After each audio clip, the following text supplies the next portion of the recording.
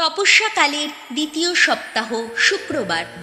প্রথম পাঠ আদি পুস্তক ৩৭ অধ্যায়, পদ সংখ্যা ৩ থেকে ৪, ১২ থেকে ১৩ এবং ১৭ থেকে ২৮।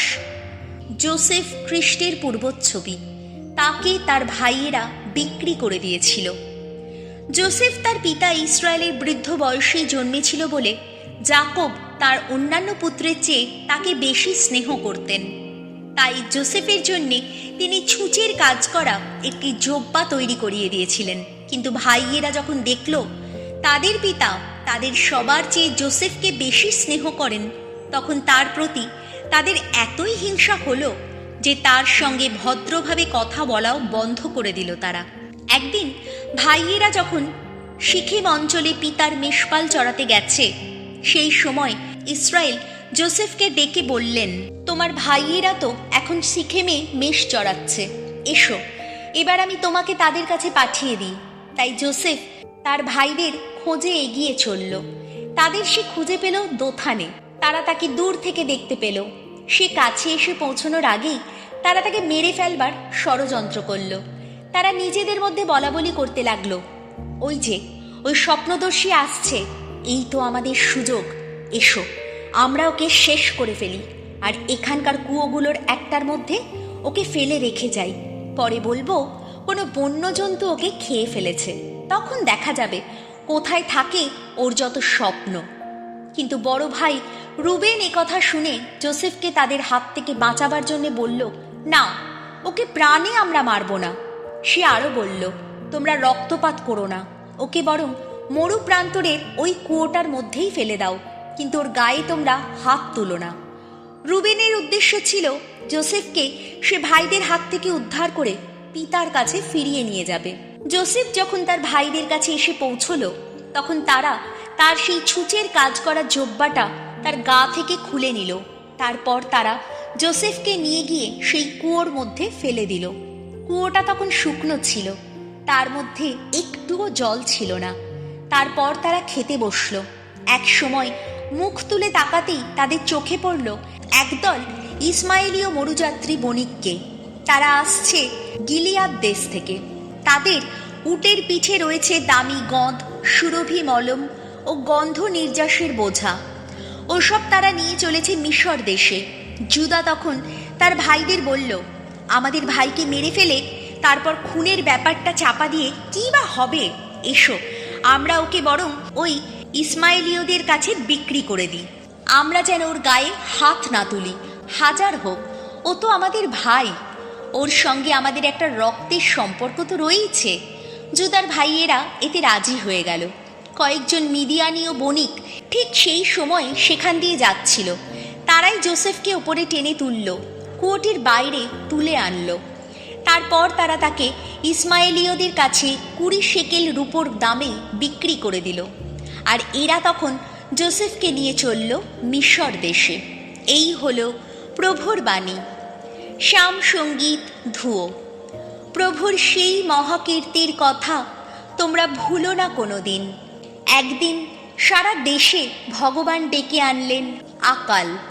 ধ্বংস করে দিলেন যাকব বংশের খাদ্যের সমস্ত সঞ্চয়।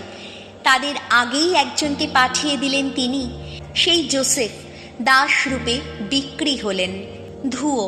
প্রভুর সেই মহাকীর্তির কথা তোমরা ভুলো না কোনো দিন।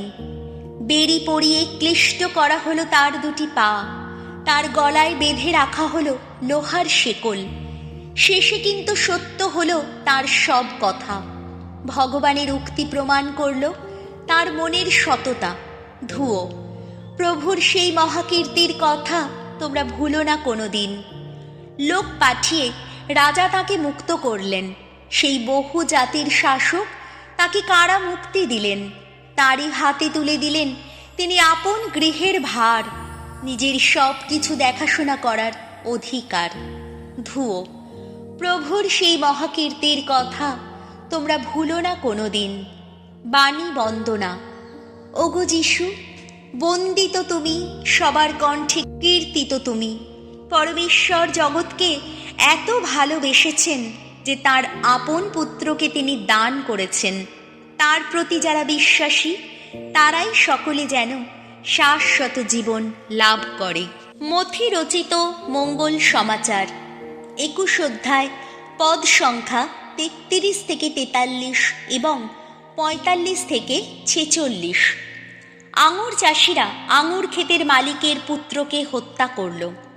একদিন যিশু প্রধান যাজকদের ও জাতির প্রবীণদের এই কথা বলেছিলেন। শুনুন, আপনাদের আর একটি উপমা কাহিনী বলি। একটি লোক ছিল, সে ছিল জমিদার। সে তার জমিতে আঙুর গাছ বসালো আর জমিটার চারপাশে বেড়া দিয়ে দিল। তারপর সেখানে আঙুর পেশাইয়ের জন্যে সে একটা গর্ত কেটে নিল এবং পাহারা দেবার একটা উঁচু ঘরও গড়ে তুলল। তারপর একদল ভাগচাষির কাছে জমিটা ইজারা দিয়ে সে বিদেশ ভ্রমণে বেরিয়ে পড়ল। যখন আঙুর পাড়বার সময় এলো, তখন তার পাওনা অংশ নেবার জন্যে সে ওই চাষিদের কাছে তার লোকদের পাঠিয়ে দিল। চাষিরা কিন্তু তার লোকদের ধরে কাউকে মারধর করল, কাউকে হত্যা করল, কাউকে আবার পাথর ছুঁড়েই মেরে ফেলল। সে তখন প্রথমবারের চেয়ে আরো বেশি লোকজন পাঠিয়ে দিল। এদের সঙ্গেও তারা সেই একই ব্যবহার করল। শেষে তাদের কাছে সে নিজের ছেলেকেই পাঠিয়ে দিল। সে ভাবল, ওরা অন্তত আমার ছেলেকে মানবে। চাষিরা কিন্তু তার ছেলেকে দেখে নিজেদের মধ্যে বলাবলি করতে লাগলো, ওই লোকটাই তো পরে জমির মালিক হবে। এসো, আমরা বরং ওকে মেরে ফেলে ওর সম্পত্তিটা হাতিয়েই নেই। তারপর তারা তাকে ধরে আঙুর ক্ষেতের বাইরে ফেলে হত্যাই করল। এখন আমার প্রশ্ন হচ্ছে, আঙুর ক্ষেতের মালিক যখন আসবে তখন ওই চাষিদের সে কি করবে? তারা উত্তর দিলেন, সে নিশ্চয়ই ওই পাজি লোকগুলোর শোচনীয় মৃত্যু ঘটাবে এবং এমন চাষিদের কাছেই আঙুর ক্ষেতটা ইজারা দেবে যারা সময় এলে তার পাওনা ফল তাকে দিয়েই দেবে। তখন যিশু বললেন, আপনারা কি কখনো শাস্ত্রে এই কথা পড়েননি যে গৃহ নির্মাতারা যে প্রস্তরটি উপেক্ষা করেছিল সেই প্রস্তরই আজ হয়ে উঠেছে সংযোগ প্রস্তর। এ তো স্বয়ং প্রভুরই কাজ। আমাদের দৃষ্টিতে তা কত অপরূপ। তাই আমি আপনাদের বলে রাখছি, ঐশ্বরাজ্য আপনাদের কাছ থেকে কেড়ে নেওয়া হবে এবং এমন জাতির মানুষদের তা দেওয়া হবে যারা সেই রাজ্যের প্রত্যাশিত সফলতা আনতে পারবে। যিশুর মুখে এই সব উপমা কাহিনী শুনে প্রধান যাজকেরা ও ফরিসিরা বুঝতে পারলেন যে তিনি এখানে তাদের কথাই বলছেন। তারা তখন তাকে গ্রেপ্তার করতে চাইলেন, কিন্তু সেখানে ভিড় করা লোকদের জন্যে তারা মনে মনে ভয় পেলেন, কারণ লোকে যিশুকে প্রবক্তা বলেই মানত। এই হলো প্রভু যিশুর মঙ্গল সমাচার।